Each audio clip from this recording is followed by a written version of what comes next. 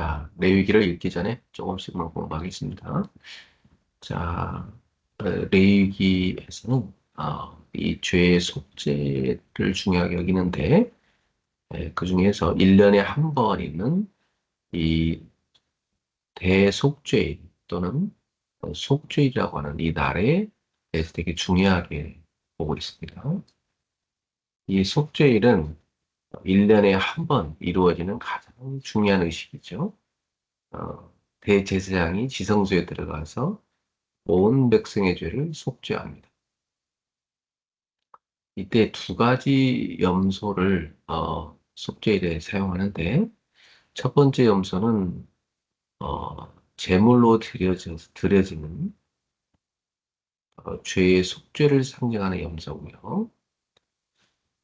두 번째 염소는 아사셀 염소라고 하는데 이것은 이 백성의 죄를 이 염소가 다 짊어지고 광야로 보내지는 것입니다. 그래서 죄의 제거를 상징합니다. 그래서 이 아사셀 염소는 영문 밖으로, 진영 밖으로 내보내져서 멀리 광야까지 데리고 가서 거기서 그냥 놓아주죠. 그럼 광야에서 달다 죽는 거죠. 그래서 진영 안에 있는 죄를 다 이 염소가 뒤집어 쓰고 저기 멀리 광야로 가서 죽는 것입니다. 그래서 진영의 죄를 다 제거한다는 그런 의미가 들어있습니다. 예수님께서도 십자가를 질 때 영문 밖으로 나가셔서 십자가를 지고 죽으셨죠. 자, 그래서 이 속죄일은 모든 제사의 절정이며 하나님과의 관계를 완전히 회복하는 날입니다. 자, 예수 그리스도 안에서 우리는 속죄의 축복을 받게 된 것이죠.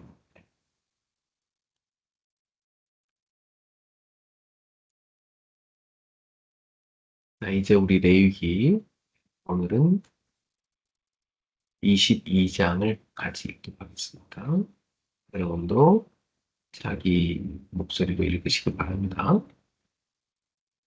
여호와께서 모세에게 말씀하여 이르시되 아론과 그의 아들들에게 말하여 그들로 이스라엘 자손이 내게 드리는 그 성물에 대하여 스스로 구별하여 내 성물을 욕되게 함이 없게 하라. 나는 여호와이니라.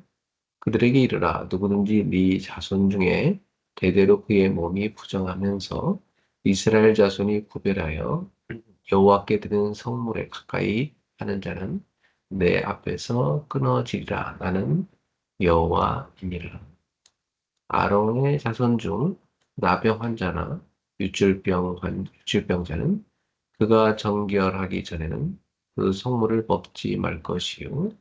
시체의 부정에 접촉된 자, 설정한 자나 무릇 사람을 부정하게 하는 벌레에 접촉된 모든 사람과 무슨 부정이든지 사람을 더럽힐 만한 것에 접촉된 자, 곧 이런 것에 접촉된 자는 저녁까지 부정하니 그의 몸을 물로 씻지 아니하면 그 성물을 먹지 못할지며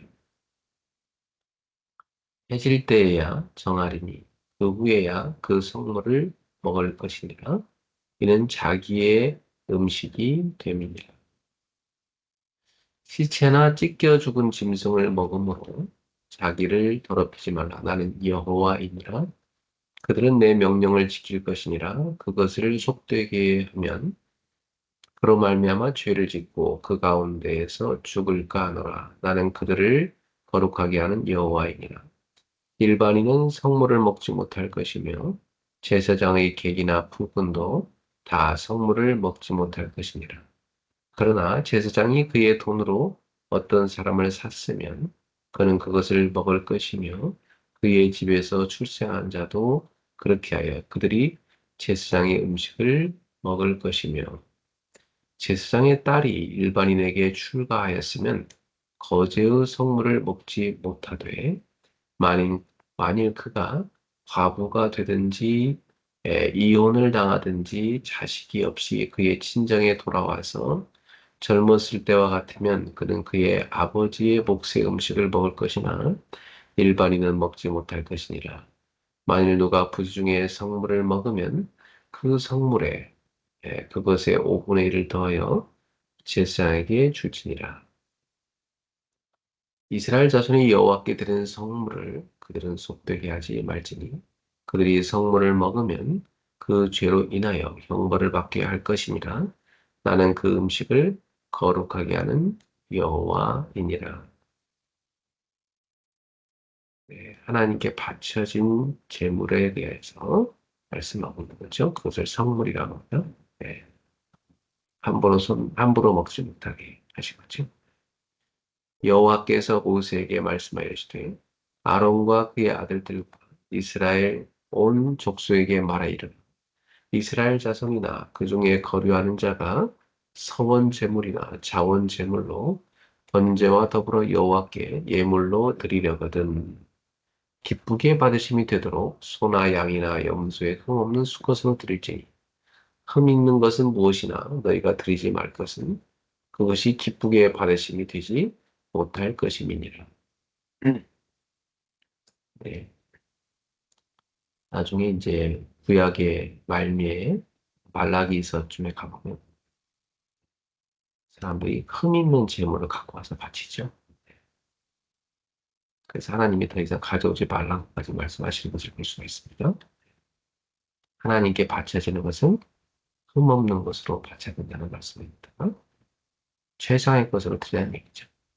21절에요.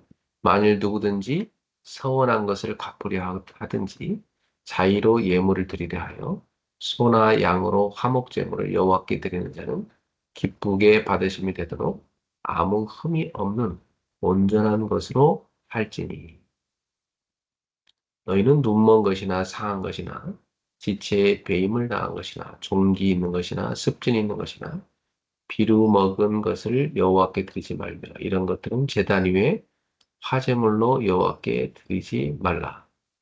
소나 양의 지체가 더하거나 덜하거나 한 것은 너희가 자원제물로 드리려니와 서원제물로 드리면 기쁘게 받으심 되지 못하리라.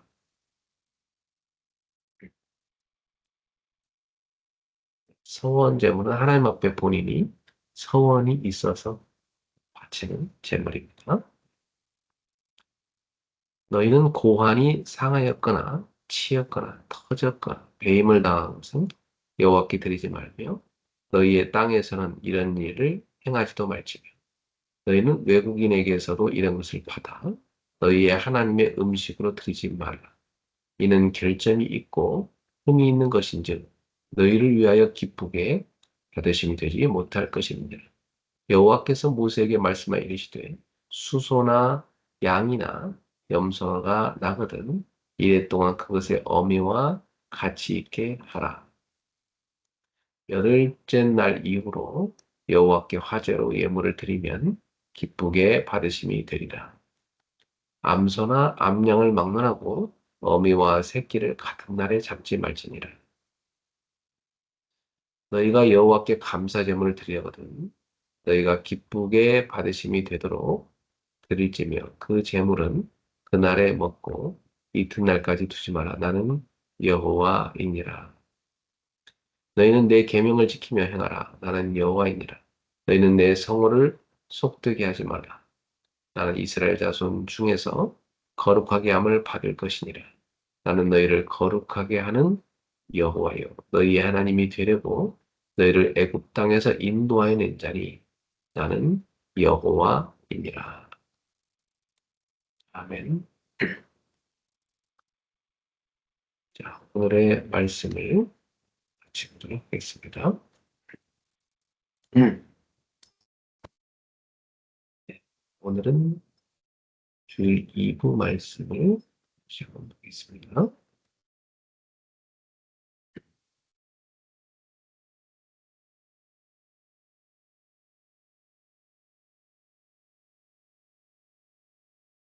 구원의 확신이 있습니까?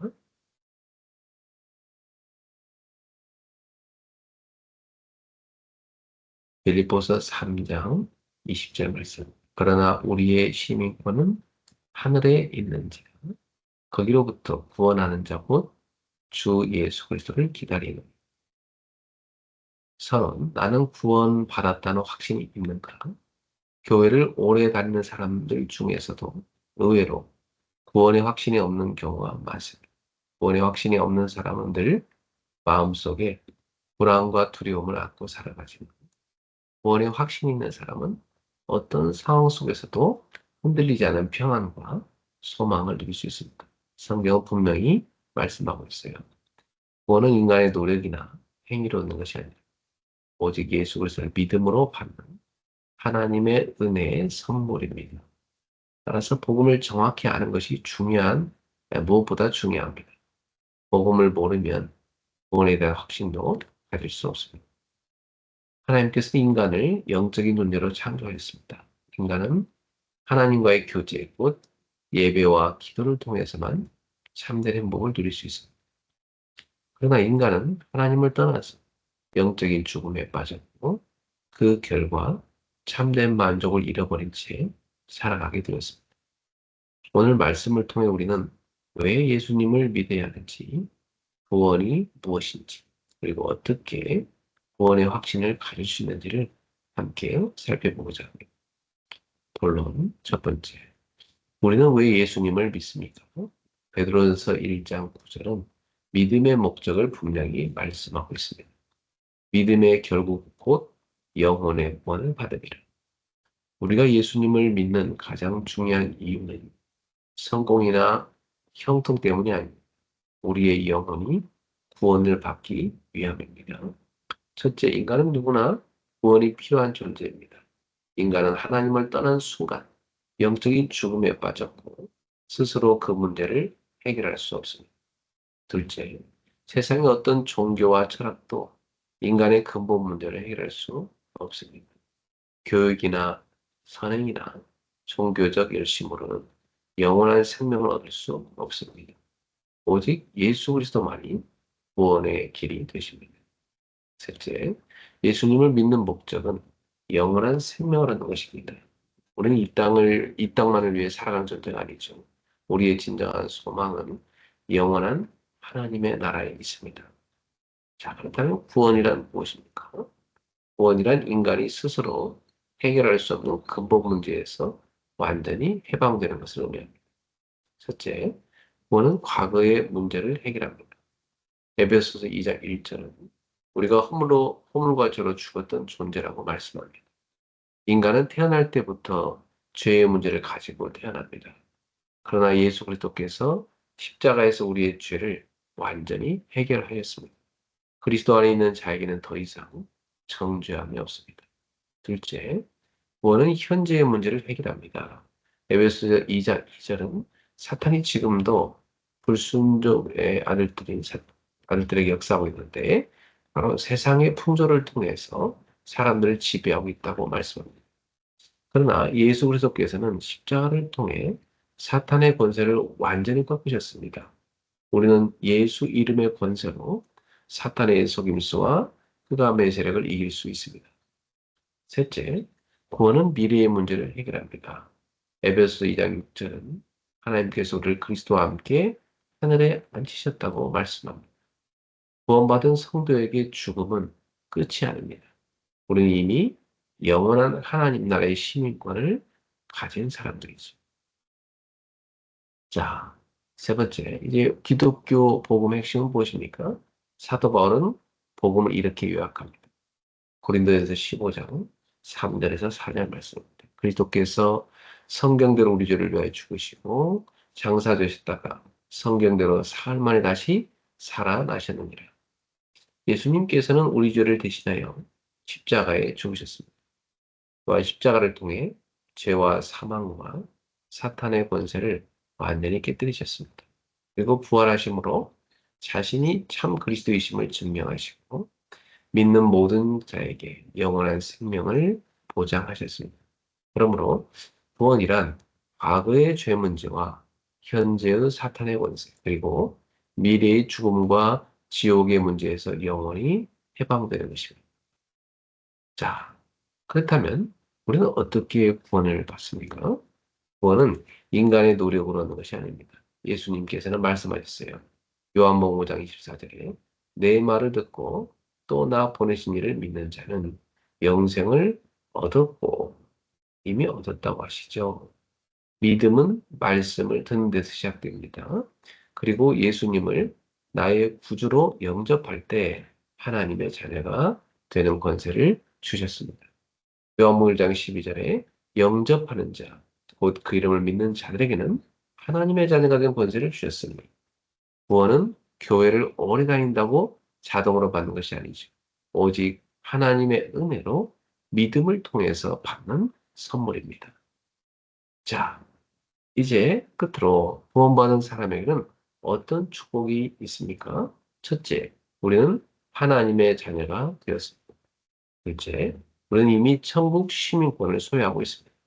빌립보서 3장 20절에 사도 바울이 이렇게 고백합니다. 우리의 시민권은 하늘에 있는지라. 셋째, 우리의 이름은 하늘의 생명책에 기록되어 있습니다. 이것이 성도가 누리는 가장 큰 기쁨과 감사의 일입니다. 우리는 이 땅의 시민이면서 동시에 하늘나라의 시민입니다. 우리의 참된 본향은 천국이며 우리는 영원한 생명을 가진 하나님의 자녀입니다. 결론입니다. 나는 구원의 확신이 있는가? 구원의 확신은 감정이 아니라 하나님의 약속을 믿는 믿음에서 나옵니다. 우리는 분명히 고백해야 합니다. 첫째, 나는 예수 그리스도를 믿음으로 하나님의 자녀가 되었습니다. 둘째, 나는 이미 천국 시민권을 가진 사람입니다. 셋째, 내 이름은 하늘의 생명책에 기록되어 있음을 믿습니다.